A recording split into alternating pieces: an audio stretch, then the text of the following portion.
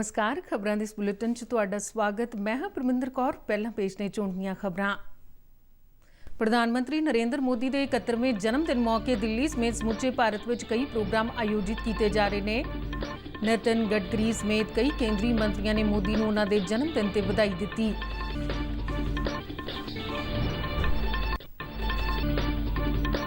मोदी वालों प्राप्त किए गए तोहफियां ते यादगारी चिन्हां की सभ्याचार मंत्रालय वालों ई नीलामी अज तो 7 अक्तूबर तक।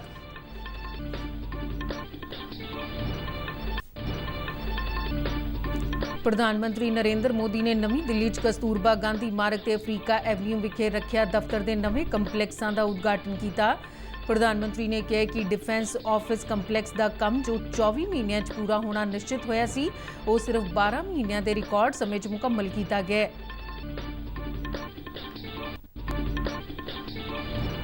विदेश मंत्री एस जयशंकर ने कहा कि भारत और चीन विचाले दुवल्ले संबंधों की मजबूती लिए चीन वालों अपनी सेना को सरहद तो हटाना जरूरी।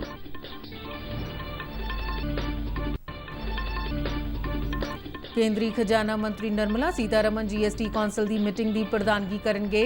केंद्रीय वित्त राज मंत्री पंकज चौधरी अनुसार पेट्रोल और डीजल को जीएसटी के घेरे च लियाउण के मुद्दे ते भी चर्चा किए जाने की संभावना। बीएसएफ के डायरैक्टर जनरल पंकज कुमार सिंह ने जम्मू के सरहदी इलाकों का दौरा किया ते सुरक्षा प्रबंधों का जायजा लिया।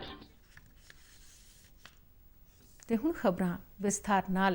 प्रधानमंत्री नरेंद्र मोदी के अज 71वें जन्मदिन के संबंध में देश भर च कई प्रोग्राम किए जा रहे हैं।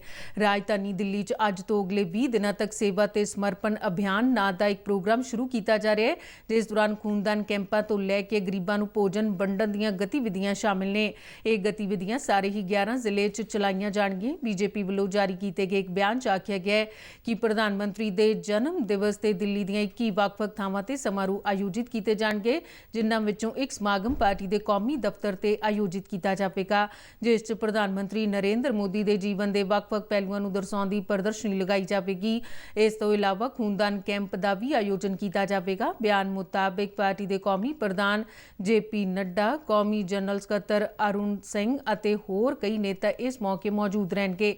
बीजेपी वालों इस मौके कोविड-19 नाल नजिठण लई वध तो वध लोकां दे टीकाकरण लई एक विशेष मुहिम भी शुरू की जाएगी।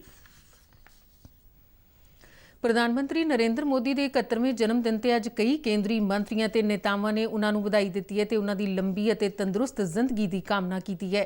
केंद्रीय मंत्री नितिन गडकरी ने ट्वीट करके कहा कि तुसीं तंदुरुस्त और लंबी जिंदगी जियो और तुहाडी अगवाई च आत्मनिर्भर भारत का सुपना पूरा होवे, ये उन्हां दी कामना है।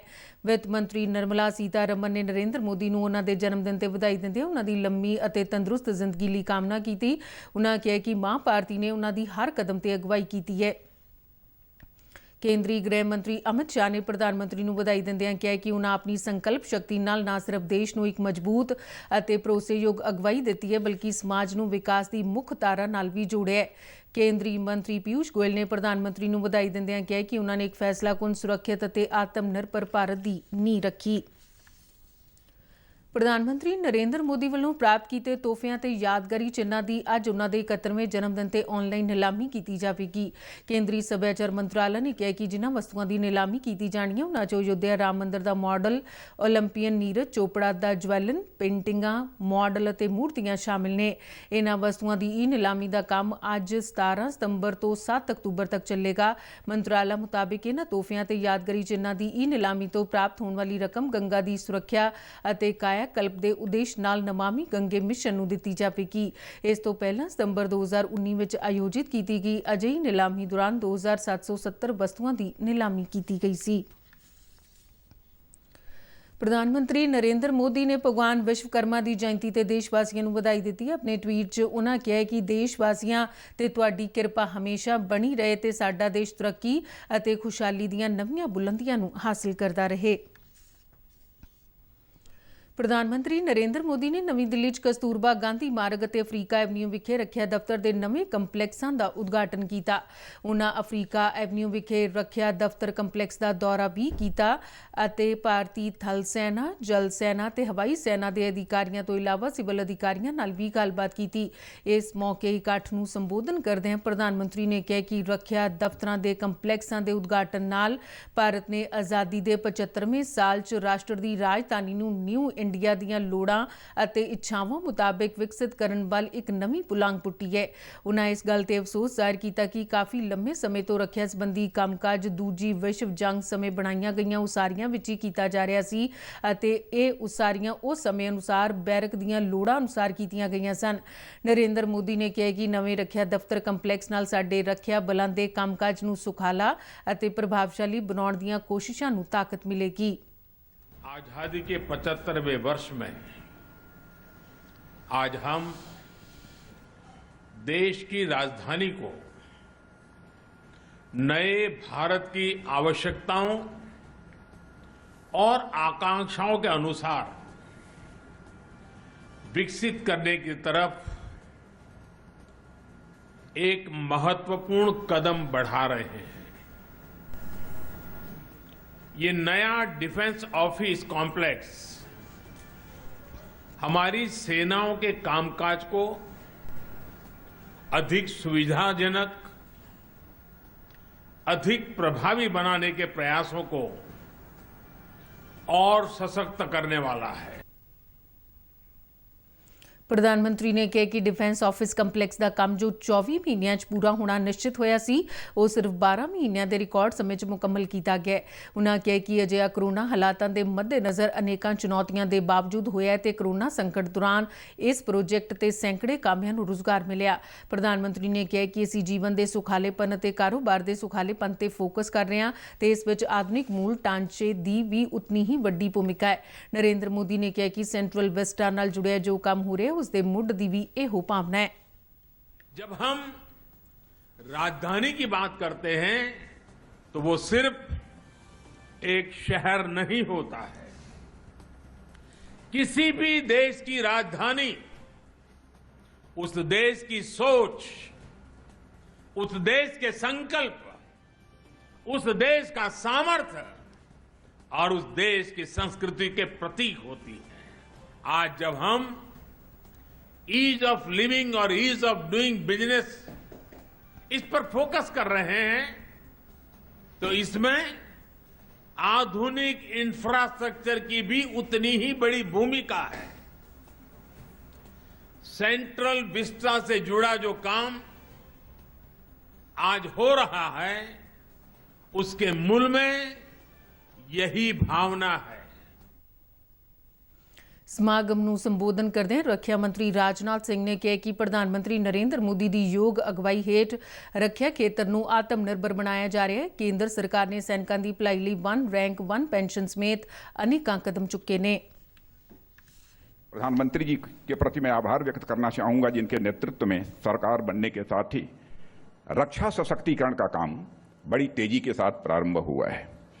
चाहे 1 रैंक 1 पेंशन का काम हो, चाहे सीडीएस की नियुक्ति का प्रश्न हो, चाहे डिफेंस मॉडर्नाइजेशन हो, चाहे डिफेंस एक्विजिशन हो और रक्षा क्षेत्र में आत्मनिर्भरता के लिए आपके नेतृत्व में किए गए प्रयासों का परिणाम अब धीरे धीरे सामने आने लगा। विदेश मंत्री डॉक्टर जयशंकर ने कल दुशांबे शंघाई सहयोग संगठन के सिखर सम्मेलन तो लांबे चीन के विदेश मंत्री वांग यी नाल मुलाकात की ते सरहदी इलाकों सैना नूं हटाउण दे मुद्दे ते चल रही गलबात विच प्रगति ते गलबात की जो दोहां देशां विचाले दुवल्ले संबंधां दे विकास लई शांति बहाल करन दा एक जरूरी आधार है। दोहां नेतावां ने विश्वव्यापी घटनावां ते भी विचार वटांदरा कीता जिस दौरान जयशंकर ने इस गल ते जोर दिता कि किसी भी सभ्यता के सिद्धांत ते टकराव के इच्छुक नहीं ने। जिन्ना चीन नूं भी यह आख्या गया कि वह भारत नाल एक तीजे देश वजों संबंधां नूं देखण दी बजाए सिद्धे तौर ते भारत नाल अपने विचार साझे करे। उन्हां यह गल चीन दी पाकिस्तान नाल नेड़ता अते उस वल्लों दित्ते जाण वाले भारत विरोधी बयानां ते समर्थन करन दीआं कार्रवाईआं दे संदर्भ च कही है। ਇੱਕ ਟਵੀਟ 'ਚ ਜੈਸ਼ੰਕਰ ਨੇ ਕਿਹਾ ਕਿ ਜਿੱਥੋਂ ਤੱਕ ਏਸ਼ੀਆ 'ਚ ਏਕਤਾ ਦਾ ਸਵਾਲ ਹੈ ਉਸ ਲਈ ਭਾਰਤ ਅਤੇ ਚੀਨ ਨੂੰ ਇੱਕ ਮਿਸਾਲ ਕਾਇਮ ਕਰਨ ਦੀ ਲੋੜ ਹੈ। ਇਸ ਤੋਂ ਪਹਿਲਾਂ ਨਵੀਂ ਦਿੱਲੀ 'ਚ ਮੀਡੀਆ ਬਰੀਫਿੰਗ 'ਚ ਵਿਦੇਸ਼ ਮੰਤਰਾਲਾ ਦੇ ਬੁਲਾਰੇ ਨੇ ਕਿਹਾ ਕਿ ਸਰਹੱਦ ਤੇ ਬਾਕੀ ਰਹਿੰਦੇ ਖੇਤਰਾਂ ਵਿੱਚੋਂ ਫੌਜਾਂ ਹਟਾਉਣ ਦਾ ਕੰਮ ਮੁਕੰਮਲ ਹੋਣ ਨਾਲ ਦੋਵੇਂ ਧਿਰਾਂ ਸੈਨਾ ਵਿੱਚ ਵੱਧ ਰਹੇ ਤਣਾਅ ਨੂੰ ਘਟਾਉਣ ਦੇ ਮੁੱਦੇ ਤੇ ਅੱਗੇ ਗੱਲਬਾਤ ਕਰ ਸਕਣਗੇ। ਬੁਲਾਰੇ ਨੇ ਕਿਹਾ ਕਿ ਭਾਰਤ ਅਤੇ ਚੀਨ ਵਿਚਾਲੇ ਸਰਹੱਦੀ ਵਿਵਾਦ ਦੇ ਮੁੱਦੇ ਤੇ ਹੁਣ ਤੱਕ 12 ਗੇੜਾਂ ਦੀ ਗੱਲਬਾਤ ਹੋ ਚੁੱਕੀ ਹੈ। ਕੇਂਦਰੀ ਖਜ਼ਾਨਾ ਮੰਤਰੀ ਨਿਰਮਲਾ ਸੀਤਾਰਮਨ ਅੱਜ ਲਖਨਊ 'ਚ GST ਕੌਂਸਲ ਦੀ 45ਵੀਂ ਮੀਟਿੰਗ ਦੀ ਪ੍ਰਧਾਨਗੀ ਕਰਨਗੇ। GST ਕੌਂਸਲ ਦੀ ਕੋਵਿਡ-19 ਮਹਾਮਾਰੀ ਫੈਲਣ ਤੋਂ ਬਾਅਦ ਪ੍ਰਤੱਖ ਰੂਪ 'ਚ ਹੋਣ ਵਾਲੀ GST ਕੌਂਸਲ ਦੀ ਇਹ ਪਹਿਲੀ ਮੀਟਿੰਗ ਹੈ। ਕੇਂਦਰੀ ਖਜ਼ਾਨਾ ਰਾਜ ਮੰਤਰੀ ਪੰਕਜ ਚੌਧਰੀ ਨੇ ਕਿਹਾ ਕਿ ਸਾਰੇ ਹੀ ਸੂਬਿਆਂ ਦੇ ਵਿੱਤ ਮੰਤਰੀ ਇਸ ਮੀਟਿੰਗ 'ਚ ਹਿੱਸਾ ਲੈ ਰਹੇ ਨੇ। ਇਸ ਤੋਂ ਪਹਿਲਾਂ ਕੱਲ੍ਹ ਫਿਟਮੈਂਟ ਕਮੇਟੀ ਨੇ ਕੌਂਸਲ ਸਾਹਮਣੇ ਕਈ ਮੁੱਦਿਆਂ ਤੇ ਚਰਚਾ ਕੀਤੀ। ਦੇਸ਼ ਵਿੱਚ ਕਈ ਤਰ੍ਹਾਂ ਵੱਲੋਂ ਪੈਟਰੋਲ ਅਤੇ ਡੀਜ਼ਲ ਨੂੰ GST ਦੇ ਘੇਰੇ ਹੇਠ ਲਿਆਉਣ ਲਈ ਕਾਫੀ ਸਮੇਂ ਤੋਂ ਮੰਗ ਕੀਤੀ ਜਾ ਰਹੀ ਹੈ ਤੇ ਉਮੀਦ ਕੀਤੀ ਜਾ ਰਹੀ ਹੈ ਕਿ ਇਸ ਬੈਠਕ ਵਿੱਚ ਇਸ ਮੁੱਦੇ ਤੇ ਚਰਚਾ ਕੀਤੀ ਜਾ ਸਕਦੀ ਹੈ। ਸ਼ੰਘਾਈ ਸਹਿਯੋਗ ਸੰਗਠਨ ਦੇ ਰਾਸ਼ਟਰ ਮੁਖੀਆਂ ਦੇ ਪ੍ਰੀਸ਼ਦ ਦੀ ਤਜ਼ਾਕਿਸਤਾਨ ਦੀ ਰਾਜਧਾਨੀ ਦੁਸ਼ਾਂਬੇ 'ਚ ਅੱਜ 21ਵੀਂ ਬੈਠਕ ਹੋਵੇਗੀ। ਪ੍ਰਧਾਨ ਮੰਤਰੀ ਨਰਿੰਦਰ ਮੋਦੀ ਸਿਖਰ ਸੰਮੇਲਨ ਦੇ ਪੂਰਨ ਇਜਲਾਸ ਨੂੰ ਵਰਚੁਅਲ ਮਾਧਿਅਮ ਰਾਹੀਂ ਸੰਬੋਧਨ ਕਰਨਗੇ। ਭਾਰਤੀ ਵਫਦ ਮੰਡਲ ਦੀ ਅਗਵਾਈ ਵਿਦੇਸ਼ ਮੰਤਰੀ S ਜੈਸ਼ੰਕਰ ਕਰਨਗੇ। ਵਿਦੇਸ਼ ਮੰਤਰਾਲਾ ਦੇ ਬੁਲਾਰੇ ਅਰਦਿਮ ਬਾਗਚੀ ਨੇ ਨਵੀਂ ਦਿੱਲੀ 'ਚ ਇੱਕ ਪ੍ਰੈਸ ਕਾਨਫਰੰਸ ਦੌਰਾਨ ਕਿਹਾ ਕਿ ਇਸ ਸੰਮੇਲਨ 'ਚ ਪਿਛਲੇ 2 ਦਹਾਕਿਆਂ ਦੀਆਂ ਪ੍ਰਾਪਤੀਆਂ ਤੇ ਭਵਿੱਖ ਵਿੱਚ ਮੈਂਬਰ ਦੇਸ਼ਾਂ ਵਿਚਾਲੇ ਸਹਿਯੋਗ ਵਧਾਉਣ ਦੀਆਂ ਸੰਭਾਵਨਾਵਾਂ ਤੇ ਚਰਚਾ ਹੋਣ ਦੀ ਉਮੀਦ ਹੈ। ਖੇਤਰੀ ਅਤੇ ਅੰਤਰਰਾਸ਼ਟਰੀ ਮਹੱਤਵ ਦੇ ਮੌਜੂਦਾ ਮੁੱਦਿਆਂ ਤੇ ਵੀ ਚਰਚਾ ਹੋਣ ਦੀ ਸੰਭਾਵਨਾ ਹੈ। PM would be addressing this, as I said, around 11:30 tomorrow. Hopefully, we'll have that. This is the 20th anniversary of the SCO mechanism, the organization. This is also the 4th time that India is participating in this summit as a full member. I wanted to add that immediately after the summit, there will be what is called a outreach event or outreach session between the SCO members. ਸੜਕੀ transport ਅਤੇ ਰਾਜਮਾਰਗਾਂ ਬਾਰੇ ਕੇਂਦਰੀ ਮੰਤਰੀ ਨਿਤਿਨ ਗਡਕਰੀ ਨੇ ਭਰੋਸਾ ਦਿਵਾਇਆ ਕਿ Delhi Amritsar Katra express ਮਾਰਗ ਦੀ ਉਸਾਰੀ ਦਾ ਕੰਮ 2 ਸਾਲਾਂ ਦੇ ਅੰਦਰ ਮੁਕੰਮਲ ਕਰ ਲਿਆ ਜਾਵੇਗਾ। ਦਿੱਲੀ ਕਟੜਾ ਐਕਸਪ੍ਰੈਸ ਮਾਰਗ 47,000 ਕਰੋੜ ਰੁਪਏ ਦੀ ਲਾਗਤ ਨਾਲ ਉਸਾਰਿਆ ਜਾ ਰਿਹਾ ਹੈ। ਇਸ ਮਾਰਗ ਦੇ ਚਾਲੂ ਹੋਣ ਨਾਲ ਦਿੱਲੀ ਤੋਂ ਕਟੜਾ ਦਾ ਰਸਤਾ 6 ਘੰਟਿਆਂ 'ਚ ਪੂਰਾ ਹੋ ਸਕੇਗਾ ਤੇ ਦਿੱਲੀ ਤੋਂ ਕਟੜਾ ਵਿਚਾਲੇ ਦੂਰੀ 747 ਕਿਲੋਮੀਟਰ ਤੋਂ ਘੱਟ ਕੇ 572 ਕਿਲੋਮੀਟਰ ਰਹਿ ਜਾਵੇਗੀ। ਹਰਿਆਣਾ ਦੇ ਸੋਹਨਾ ਵਿਖੇ ਮੀਡੀਆ ਨਾਲ ਗੱਲਬਾਤ ਕਰਦਿਆਂ ਗਡਕਰੀ ਨੇ ਕਿਹਾ ਕਿ ਜੰਮੂ ਕਸ਼ਮੀਰ ਦੇ ਮਾਤਾ ਵੈਸ਼ਨੋ ਦੇਵੀ ਤੀਰਥ ਸਥਾਨ ਦੀ ਯਾਤਰਾ ਲਈ ਇਹ ਸੜਕ ਬਹੁਤ ਮਹੱਤਵਪੂਰਨ ਸਾਬਿਤ ਹੋਵੇਗੀ। ਉਹਨਾਂ ਅੱਗੇ ਆਖਿਆ ਕਿ ਦਿੱਲੀ ਮੁੰਬਈ ਐਕਸਪ੍ਰੈਸਵੇ ਵਿਸ਼ਵ ਦੇ ਸਭ ਤੋਂ ਲੰਬੇ ਐਕਸਪ੍ਰੈਸ ਮਾਰਗਾਂ 'ਚ ਸ਼ੁਮਾਰ ਹੋਵੇਗਾ ਜੋ ਸਾਡੇ ਦੇਸ਼ ਲਈ ਇੱਕ ਵੱਡੀ ਮਾਣ ਵਾਲੀ ਗੱਲ ਹੈ। ਉਹਨਾਂ ਕਿਹਾ ਕਿ ਇਸ ਐਕਸਪ੍ਰੈਸ ਮਾਰਗ ਦੇ ਬਣ ਜਾਣ ਨਾਲ ਹਰਿਆਣਾ, ਰਾਜਸਥਾਨ, ਮੱਧ ਪ੍ਰਦੇਸ਼, ਗੁਜਰਾਤ ਅਤੇ ਮਹਾਰਾਸ਼ਟਰ ਵਿੱਚ ਆਰਥਿਕ ਖੁਸ਼ਹਾਲੀ ਅਤੇ ਵਿਕਾਸ ਦਾ ਨਵਾਂ ਦੌਰ ਸ਼ੁਰੂ ਹੋਵੇਗਾ। ਨਿਤਿਨ ਗਡਕਰੀ ਨੇ ਦੱਸਿਆ ਕਿ ਦਿੱਲੀ ਮੁੰਬਈ ਐਕਸਪ੍ਰੈਸਵੇ ਦਾ 160 ਕਿਲੋਮੀਟਰ ਦਾ ਹਿੱਸਾ ਹਰਿਆਣਾ 'ਚ ਪੈਂਦਾ ਹੈ ਅਤੇ ਐਕਸਪ੍ਰੈਸ ਮਾਰਗ ਦੇ ਸੈਕਸ਼ਨ ਦੀ ਉਸਾਰੀ ਤੇ 10,400 ਕਰੋੜ ਰੁਪਏ ਤੋਂ ਵੱਧ ਦੀ ਲਾਗਤ ਆਉਣ ਦਾ ਅਨੁਮਾਨ ਹੈ। ਇਸ ਮੌਕੇ ਹਰਿਆਣਾ ਦੇ ਮੁੱਖ ਮੰਤਰੀ ਮਨੋਹਰ ਲਾਲ ਖੱਟਰ ਨੇ ਕਿਹਾ ਕਿ ਪਲਵਲ, ਲੂ ਅਤੇ ਗੁਰੂਗ੍ਰਾਮ ਜ਼ਿਲ੍ਹਿਆਂ ਤਹਿਤ ਪੈਂਦੇ ਕੋਈ 73 ਪਿੰਡਾਂ ਨੂੰ ਦਿੱਲੀ ਮੁੰਬਈ ਐਕਸਪ੍ਰੈਸ ਮਾਰਗ ਦਾ ਲਾਭ ਮਿਲੇਗਾ ਕਿਉਂ ਜੋ ਇਸ ਨਾਲ ਰੁਜ਼ਗਾਰ ਦੇ ਨਵੇਂ ਮੌਕੇ ਪੈਦਾ ਹੋਣਗੇ। ਉਨ੍ਹਾਂ ਕਿਹਾ ਕਿ ਇਸ ਐਕਸਪ੍ਰੈਸ ਮਾਰਗ ਦੇ ਬਣ ਜਾਣ ਨਾਲ ਦਿੱਲੀ ਅਤੇ ਮੁੰਬਈ ਵਿਚਾਲੇ ਸਫ਼ਰ ਦਾ ਸਮਾਂ ਤਕਰੀਬਨ ਅੱਧਾ ਰਹਿ ਜਾਵੇਗਾ ਤੇ ਦੂਰੀ ਵੀ 130 ਕਿਲੋਮੀਟਰ ਘੱਟ ਜਾਵੇਗੀ। ਜ਼ਿਕਰਯੋਗ ਹੈ ਕਿ ਦਿੱਲੀ ਮੁੰਬਈ ਐਕਸਪ੍ਰੈਸ ਮਾਰਗ ਪ੍ਰੋਜੈਕਟ ਦਾ ਨੀਂਹ ਪੱਥਰ 2019 ਵਿੱਚ ਰੱਖਿਆ ਗਿਆ ਸੀ। BSF ਦੇ ਨਵੇਂ ਨਿਯੁਕਤ ਕੀਤੇ ਗਏ ਡਾਇਰੈਕਟਰ ਜਨਰਲ ਪੰਕਜ ਕੁਮਾਰ ਸਿੰਘ ਕੌਮਾਂਤਰੀ ਸਰਹੱਦ ਦੇ 2 ਰੋਜ਼ਾ ਦੌਰੇ ਤੇ ਕੱਲ੍ਹ ਜੰਮੂ ਪਹੁੰਚੇ। BSF ਦੇ ਇੱਕ ਬੁਲਾਰੇ ਨੇ ਜੰਮੂ 'ਚ ਜਾਣਕਾਰੀ ਦਿੰਦਿਆਂ ਦੱਸਿਆ ਕਿ ਪੰਕਜ ਕੁਮਾਰ ਸਿੰਘ ਨੇ ਆਪਣੇ ਦੌਰੇ ਦੇ ਪਹਿਲੇ ਦਿਨ ਸਾਂਬਾ ਦੇ ਕਠੂਆ ਸੈਕਟਰਾਂ ਦਾ ਦੌਰਾ ਕੀਤਾ ਅਤੇ ਕੌਮਾਂਤਰੀ ਸਰਹੱਦੀ ਸਥਿਤੀ ਦਾ ਜਾਇਜ਼ਾ ਲਿਆ।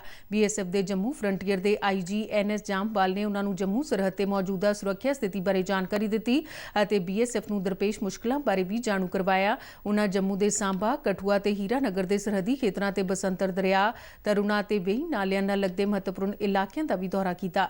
ਉਹਨਾਂ BSF ਦੇ ਜਵਾਨਾਂ ਨਾਲ ਵੀ ਗੱਲਬਾਤ ਕੀਤੀ ਤੇ ਕੌਮਾਂਤਰੀ ਸਰਹੱਦਾਂ ਦੀ ਰਾਖੀ ਲਈ ਉਹਨਾਂ ਵੱਲੋਂ ਸਮਰਪਣ ਭਾਵਨਾ ਨਾਲ ਕੀਤੇ ਜਾ ਰਹੇ ਕੰਮਾਂ ਦੀ ਸ਼ਲਾਘਾ ਵੀ ਕੀਤੀ। ਅੰਮ੍ਰਿਤਸਰ 'ਚ ਟਿਫਨ ਬੰਬ ਦੇ ਸਬੰਧ 'ਚ ਫੜੇ ਗਏ 4 ਅੱਤਵਾਦੀਆਂ ਵਿੱਚੋਂ 3 ਦਾ ਅਜਨਾਲਾ ਦੀ chief judicial magistrate Gurpreet Kaur ਦੀ ਅਦਾਲਤ ਨੇ 4 ਦਿਨਾਂ ਦਾ ਰਿਮਾਂਡ ਦਿੱਤਾ ਹੈ। 4 ਅੱਤਵਾਦੀਆਂ ਵਿੱਚੋਂ ਇੱਕ ਅੱਤਵਾਦੀ ਨੂੰ ਪੁਲਿਸ ਨੇ ਅਦਾਲਤ ਵਿੱਚ ਪੇਸ਼ ਕਰਕੇ 4 ਦਿਨ ਦਾ ਰਿਮਾਂਡ ਹਾਸਲ ਕਰ ਲਿਆ ਸੀ। ਜ਼ਿਕਰਯੋਗ ਹੈ ਕਿ ਪਿਛਲੇ ਮਹੀਨੇ ਦੀ 8 ਤਰੀਕ ਨੂੰ ਅਜਨਾਲਾ ਦੇ ਸ਼ਰਮਾ ਫਿਲਿੰਗ ਸਟੇਸ਼ਨ ਤੇ ਖੜੇ ਪੈਟਰੋਲ ਟੈਂਕਰ ਵਿੱਚ ਟਿਫਨ ਬੰਬ ਲਗਾ ਕੇ ਧਮਾਕਾ ਕੀਤਾ ਗਿਆ ਸੀ। ਇਸ ਧਮਾਕੇ 'ਚ ਕੋਈ ਜਾਨੀ ਨੁਕਸਾਨ ਨਹੀਂ ਸੀ ਹੋਇਆ ਪਰ ਪੁਲਿਸ ਵੱਲੋਂ CCTV ਜਾਂਚ ਦੇ ਆਧਾਰ ਤੇ ਦੋਸ਼ੀਆਂ ਨੂੰ ਫੜਿਆ ਗਿਆ। ਰਿਮਾਂਡ ਦੌਰਾਨ ਇਹਨਾਂ ਪਾਸੋਂ ਹੋਰ ਵੱਡੇ ਖੁਲਾਸੇ ਹੋਣ ਦੀ ਸੰਭਾਵਨਾ ਹੈ। ਪੰਜਾਬ 'ਚ ਜਲੰਧਰ ਸਮੇਤ ਅੱਜ ਕਈ ਥਾਵਾਂ ਤੇ ਤੜਕੇ ਦਰਮਿਆਨੀ ਤੋਂ ਤੇਜ਼ ਬਾਰਿਸ਼ ਹੋਈ, ਜਿਸ ਨਾਲ ਸੜਕਾਂ ਤੇ ਨੀਵੇਂ ਇਲਾਕਿਆਂ 'ਚ ਪਾਣੀ ਭਰ ਗਿਆ। ਚੰਡੀਗੜ੍ਹ ਸਥਿਤ ਮੌਸਮ ਵਿਭਾਗ ਦੇ ਦਫ਼ਤਰ ਨੇ ਅਗਲੇ 3 ਦਿਨਾਂ ਤੱਕ ਪੰਜਾਬ ਅਤੇ ਹਰਿਆਣਾ ਦੋਵੇਂ ਸੂਬਿਆਂ 'ਚ ਹਲਕੀ ਤੋਂ ਦਰਮਿਆਨੀ ਅਤੇ ਕੁਝ ਥਾਵਾਂ ਤੇ ਭਾਰੀ ਬਾਰਿਸ਼ ਹੋਣ ਦੀ ਭਵਿੱਖਬਾਣੀ ਕੀਤੀ ਹੈ। ਮੌਸਮ ਮਹਿਕਮੇ ਨੇ ਇਹਨਾਂ ਦੋਵਾਂ ਸੂਬਿਆਂ 'ਚ ਕਈ ਥਾਈਂ ਭਾਰੀ ਵਰਖਾ, ਬੱਦਲ ਗਰਜਣ ਅਤੇ ਬਿਜਲੀ ਚਮਕਣ ਦਾ ਅਲਰਟ ਜਾਰੀ ਕੀਤਾ ਹੈ। ਤੇ ਇਸ ਦੇ ਨਾਲ ਹੀ ਖਬਰਾਂ ਦਾ ਬੁਲੇਟਿਨ ਇੱਥੇ ਖਤਮ ਹੁੰਦਾ ਹੈ। ਨਮਸਕਾਰ।